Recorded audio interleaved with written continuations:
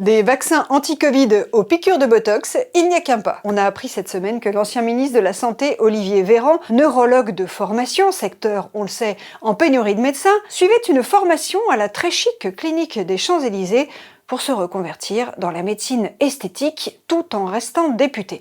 Alors, il fait absolument ce qu'il veut de sa vie professionnelle, mais ça n'était pas forcément le meilleur service à rendre aux responsables politiques au moment où leur image est si dégradée dans l'opinion. Le danger, c'est d'accréditer l'idée que la politique, ça n'est plus une mission au service de l'intérêt général, mais une ligne prestigieuse sur un CV, un booster de notoriété pour partir ensuite faire du fric, comme disait Nicolas Sarkozy. Attention aux symboles, surtout quand, comme Olivier Véran, on prétend lutter contre le Rassemblement national. Y a-t-il une vie après la politique? Oui, et elle ne passe pas forcément par des salaires mirobolants et des titres ronflants. Un autre ancien ministre de la Santé, François Braun, urgentiste de formation, est redevenu simple médecin régulateur pour le 15 à Metz. L'ancien ministre de l'Éducation nationale, Jean-Michel Blanquer, va piloter, lui, une école avec le soutien du groupe Veolia pour former aux emplois de demain dans la transition écologique. Cette semaine, une autre ministre du gouvernement Borne, Carole Grandjean, a annoncé qu'elle allait quitter son mandat de députée pour intégrer un grand groupe privé. Et ça n'est pas non plus pour faire du fric,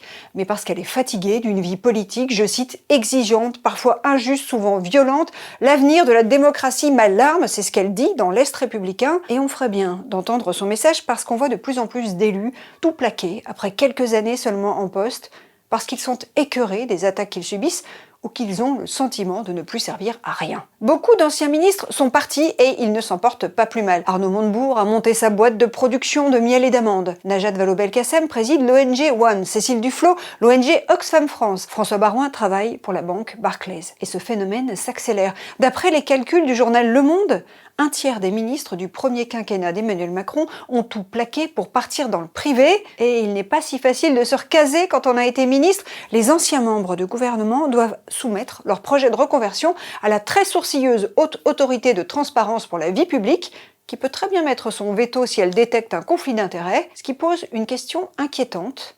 Qui aura encore envie demain de s'engager en politique ?